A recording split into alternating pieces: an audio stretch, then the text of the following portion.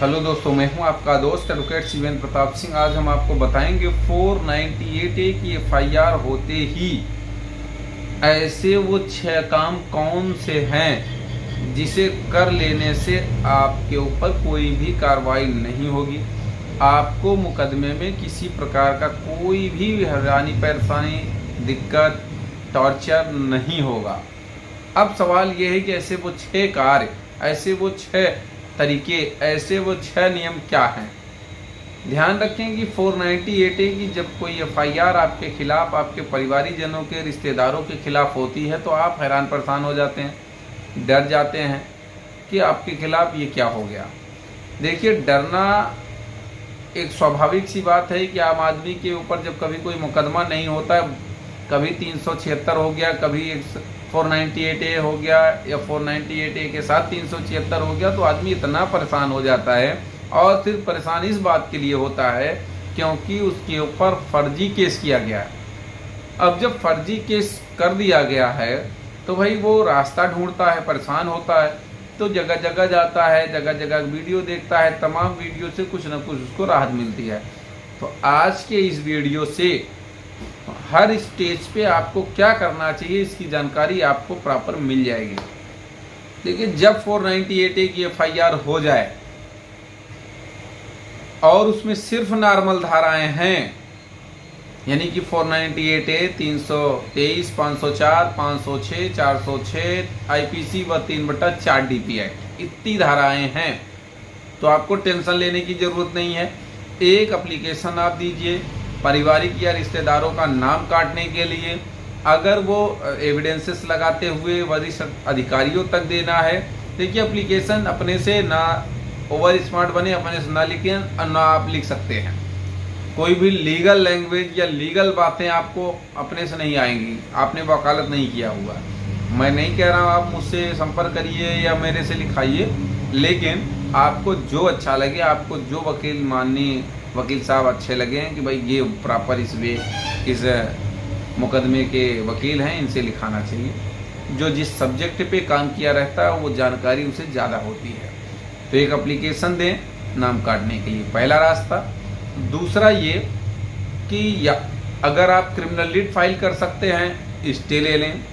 तीसरा रास्ता, chargesheet file हो चुकी है। अब चार्जशीट जब फाइल हो चुकी है तो भाई क्या करें, चार्जशीट फाइल हो चुकी, 482 हाई कोर्ट आए, CRPC 482 में अपील फाइल करें। चौथा रास्ता ये कि आपने हो सकता है चार्जशीट के बाद बेल भी करा लिया, इस स्टेज पे आप पहुंच गए कि भाई हमारी जमानत भी हो गई, अब हमें क्या करना चाहिए। तो जब आप जमानत करा लिए हैं तो 227 CRPC डिस्चार्ज फाइल करें, वहां भी आपको राहत मिल जाएगी। कहने का मतलब स्टेप टू स्टेप आप चलेंगे तो राहत मिलेगी।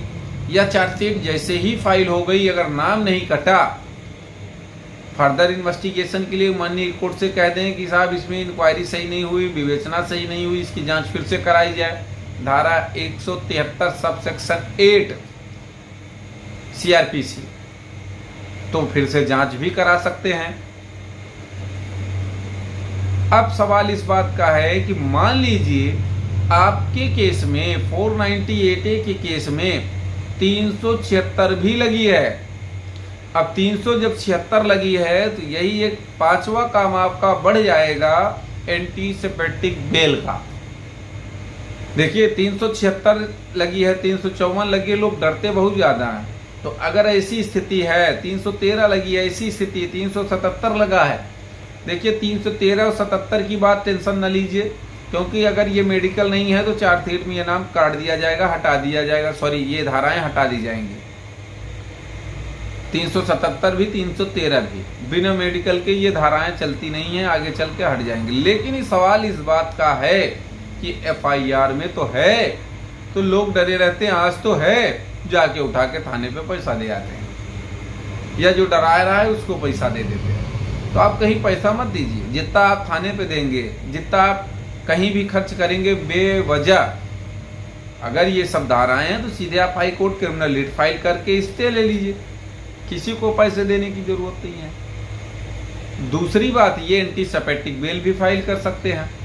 अगर 376 भी है यानी वही 6वां पॉइंट मैं बता रहा हूँ कि आप एंटीसेप्टिक बेल भी फाइल कर सकते हैं।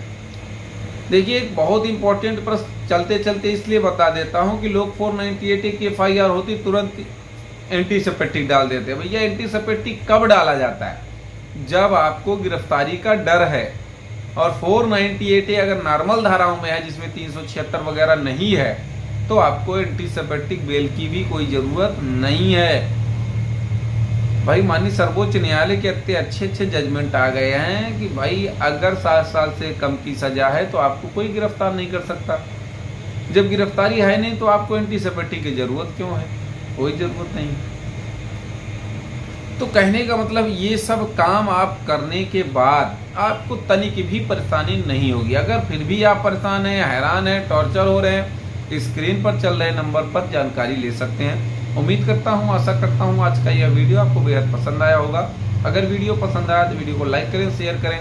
YouTube channel Shivendra high court को जरूर सब्सक्राइब करें।